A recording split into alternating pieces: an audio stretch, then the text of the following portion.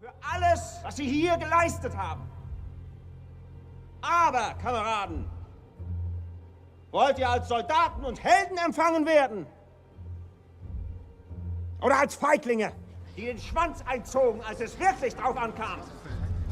Soldaten, wir werden jetzt zuschlagen mit all unserer Härte und Gewalt. Latier gehört in deutsche Hand. Wir erobern die Ebenen noch vor 11 Uhr und beenden diesen Krieg mit einem Sieg. Vorwärts, mit Gott, der mit uns sein wird, wie er es schon mit unseren Vätern war. This scene right here is the climax of the tragic anti-war message All Quiet on the Western Front delivers, and is one of my favourite moments of the movie. With the promise of returning home, the shattering reality that they will fight on the Western Front again mere minutes before the armistice takes place is realised.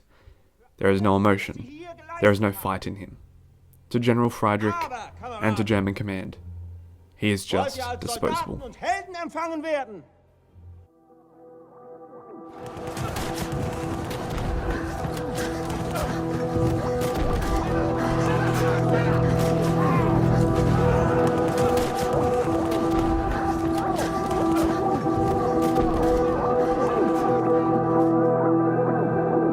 In the last month or so, I found myself sitting down to watch more wartime movies.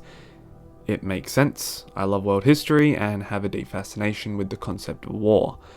And I find that getting to see war portrayed in film is significantly more powerful than consuming the same media through the form of a documentary or a series. Now, don't get me wrong, there are plenty of projects that aren't movies that I love. More recently, I enjoyed Masters of the Air, which was an Apple TV series starring Austin Butler and Callum Turner, and followed an aerial bomb squad towards the end of the Second World War. It was great, with a beautiful narrative and striking visuals that put me as the viewer in the frightening and confronting pilot seat amidst the chaotic dogfights of the war. However, what films like All Quiet on the Western Front do is tell this same rich and diverse story in a far more concise way. It never drags, and the tension that it builds from the get-go remains for the entire 147-minute runtime. That's something that Masters of the Air simply cannot do because of how it's presented. All Quiet on the Western Front had been on my watch list for quite a while. I had just seen 1917, which I'll touch on a little bit in this video, and which is a brilliant film in its own right. And I was immediately recommended this by Netflix. I was blissfully unaware of what exactly this movie was about. Of course, Western Front inferred to me that we would be following the French. As with most war projects, we are following the perspectives of the Allies, or the perceived good guys.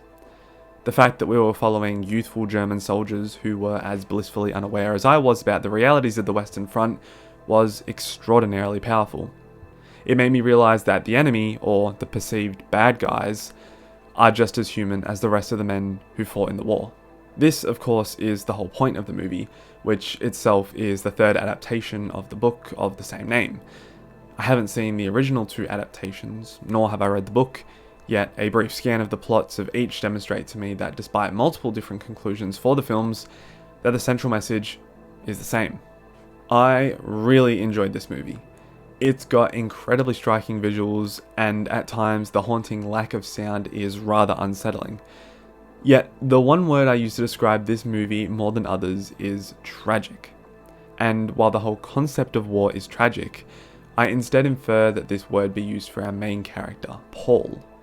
As a youthful German enlister wanting to restore the beauty of Deutschland, Paul is immediately sent to the most harrowing and mentally draining front of the war. From marching and singing a song with his fellow comrades to an immediate aerial bombardment and having a bunker collapse on himself, the reality of war for this poor boy is realised all too quickly. As we progress through the movie, Paul becomes more accustomed to how to adapt to the war. He is powerless in most situations, yet his survival instinct is incredibly high, which is why he's able to survive for so long. Paul, over the course of the 18 months on the Western Front, loses all of his closest friends and mentors to different situations. He cannot even celebrate the news of the armistice because of this.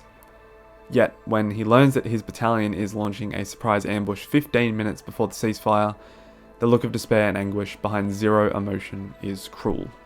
Even more tragically, he is stabbed with a bayonet not 15 seconds before the ceasefire takes effect, and dies as an unidentified soldier as his dog tag is not collected.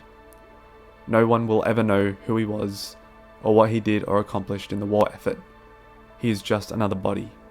And this, I fear, was the realization for me, that this was the reality for hundreds of thousands, if not millions of soldiers, those who lived in horrendous conditions for years, suffering from starvation and dehydration, waiting for the chance to return home and never being able to.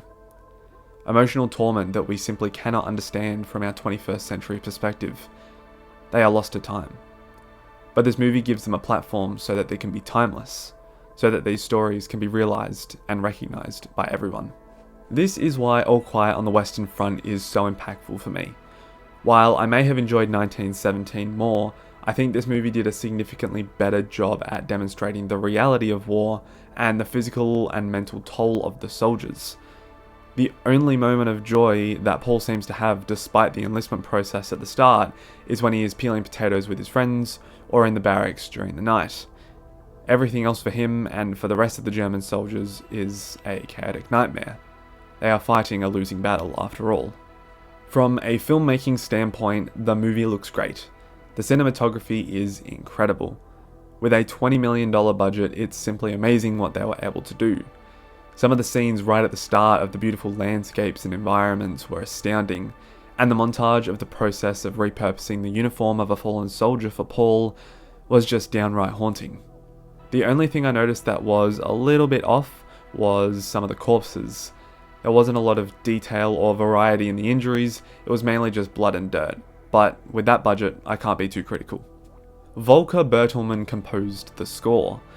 I wasn't a fan of it when I first heard it, in particular the blaring horns were off-putting and didn't fit the vibe of the film at all. Yet, as the film progressed, I made a natural association between this noise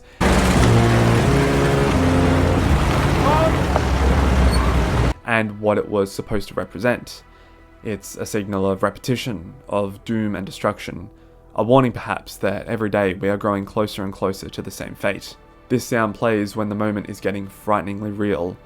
It's disturbing and almost otherworldly, which is why I think it's so effective. 1917 felt far more cinematic for me, which I believe was the intention. It was more focused on getting our characters from point A to point B following the hero's journey formula. All Quiet on the Western Front felt more grounded and spent more time on the details of the reality of war. It still contained characteristics of this formula, as all stories do, but it was far less noticeable. It's a movie that made you feel every minute of it, but kept the tension building so it was never dull. Something that I think exemplifies this well is during the second to last major battle on the Western Front, in which the Germans launch an attack into the French trenches and are momentarily successful. The first thing Paul and Kat do is eat the Allies' food because they are starving. It is a reoccurring motif throughout the movie that the soldiers are starved, and the film made sure to focus on this moment before the tanks arrived. It's something I don't think a film like 1917 would do. I can't go any further without mentioning the acting because it was superb. I love Daniel Bruhl and seeing him in this movie was fantastic, but without a doubt the best actor in the film was Felix Kammerer, who played Paul. He was able to capture so many emotions without ever really going to the extreme.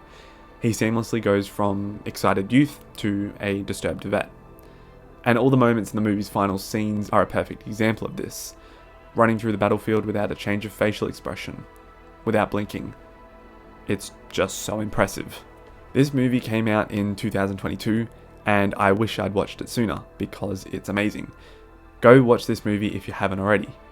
If you have a fascination with war, this will satisfy your cravings. And if you don't, I'd still recommend this movie as it'll show you why war is such a devastating thing and why none of us should ever seek it out.